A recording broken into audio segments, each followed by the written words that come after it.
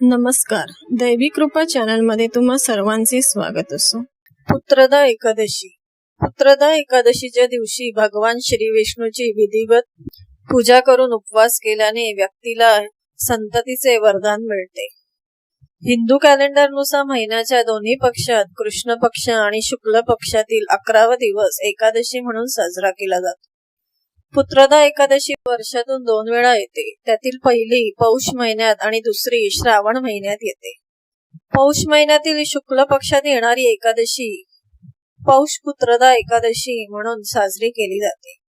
पुत्रदा एकादशीचे महत्व काय आहे? पुत्रदा एकादशीला भगवान विष्णूची माता लक्ष्मीसह विधिवत पूजा करून व्रत केल्यास पुत्र प्राप्ती होते. जे लोक हे व्रत करतात त्यांच्यावर भगवान विष्णूची अपार कृपा असते आणि त्यांच्या मनोकामना पूर्ण होतात. जे लोक वर्षातून 2दा हे व्रत करतात त्यांना मोक्ष प्राप्त होतो आणि त्यांच्या मुलांना आरोग्याचे वरदान मिळते अशी मान्यता आहे. पुत्रदा एकादशीची पूजाविधी काय आहे?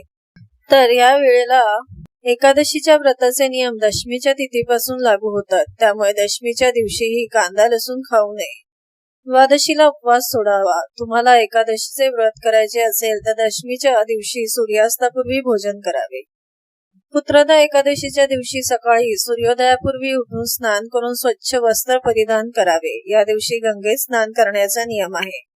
स्नानानंतर भगवान श्री विष्णूची विधिवत पूजा करावी. पंचोपचार विधीने भगवान श्री विष्णूची माता लक्ष्मीसह पूजा करून त्यांना धूप, दीप, फुले, अक्षता, रोली, फुलांच्या माळा आणि नैवेद्य अर्पण करावा आणि व्रताचा संकल्प घ्यावा.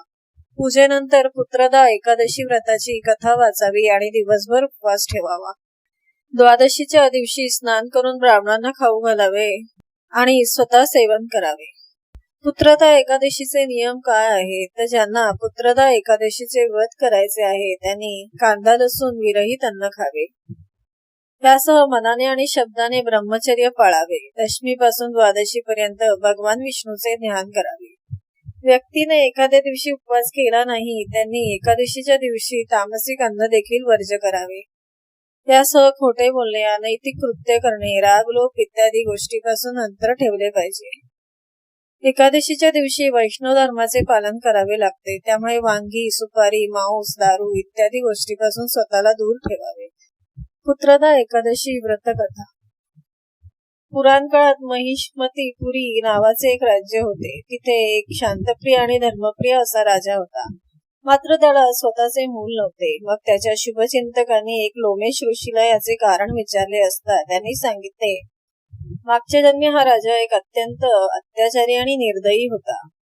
मागच्या जन्मी याच एकादशी दिवशी तहानलेला राजा पाणी पिण्यासाठी एका जलाशयाजवळ पोहोचला. तेव्हा तिथे नुकतीच बाळंतीण झालेली गाय पाणी पिण्यासाठी आली होती. मात्र राजाने तिला तेथून हटकले. त्याच्या या दुष्कर्मामुळे तो या जन्मी पिता बनवू शकणार नाही. त्यामुळे जर त्याला या शापातून मुक्त करायचे असेल तर तुम्हाला हे व्रत करावे लागेल आणि त्याचे पुण्य तुमच्या राजाला द्यावे लागेल. तरच त्याला संतती प्राप्ती होईल. या ऋषीमुनीच्या निर्देशनानुसार प्रजेसह राजाने सुद्धा हे व्रत केले. त्यानंतर काही काळानंतर राणीने गोंडस बाळाला जन्म दिला. तेव्हापासून एकादशीला श्रावण पुत्रदा एकादशीचे व्रत केले जाते. याबद्दल दुसरी एक कथा अशी की युधिष्ठिर म्हणाला, हे परमेश्वरा, एकादशीचे महात्म्य सांगून तुम्ही आमच्यावर फार कृपा केली. आता मी विनंती करतो की पुत्रदा एकादशीचे व्रत कशासाठी केले जाते, त्याची विधी काय त्याबद्दल सांगावे. श्रीकृष्ण म्हणाले, हे राजन, श्रावण महिन्यातील शुक्ल पक्षातील एकादशीला पुत्रदा एकादशी म्हटले जाते. या दिनी विष्णूसह लक्ष्मीची पूजा केली जाते. या संपूर्ण संसारात पुत्रदा एकादशीच्या व्रताशिवाय श्रेष्ठ असे व्रत नाही.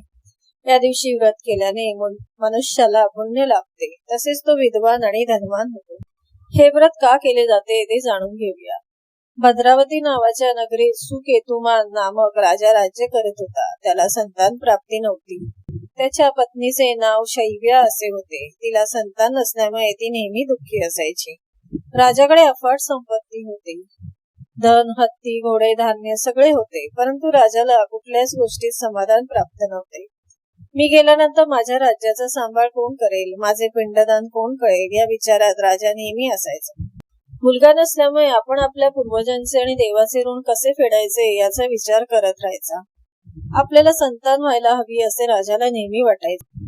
त्यासाठी काहीतरी प्रयत्न करावे असे राजाला वाटे. राजाने या विचारापोटी आत्मदहन करण्याचा निश्चय केला, परंतु आत्महत्या करणे हे पाप असल्यामुळे त्याने त्याचा विचार मागे घेतला.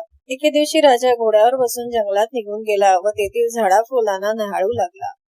जंगलात त्यावेळी मोर, वाघ, सिंह, माकड, साप आदी मुक्त संचार करत होते.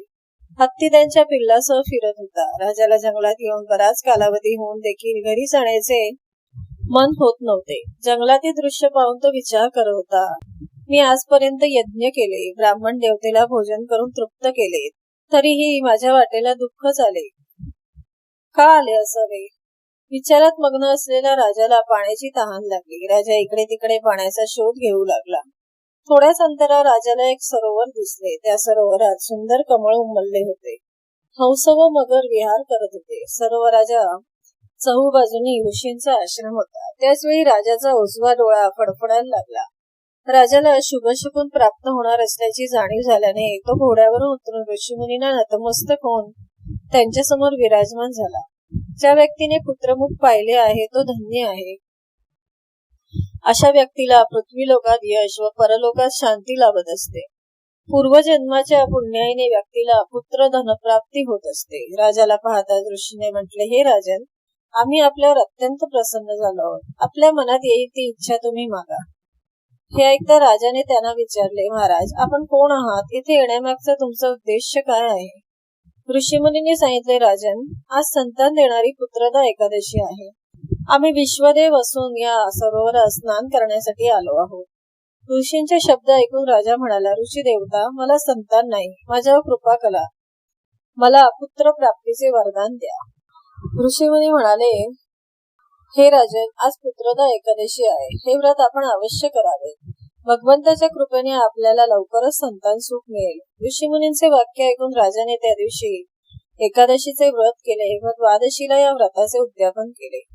ऋषीमुनींना दंडवत करून राजा महालात परतला. काही दिवसातच राणीला दिवस गेले. 9 महिन्यानंतर राजाच्या घरी मुलाने जन्म घेतला. जर तुम्ही चॅनलवर नवीन असाल तर चॅनलला सबस्क्राईब करा. व्हिडिओ आवडला तर लाईक करा, शेअर करा आणि कमेंट करा. आणि नोटिफिकेशनची बेल दाबा, जेणेकरून माझे व्हिडिओ अपलोड होताच तुम्हाला नोटिफिकेशन मिळेल.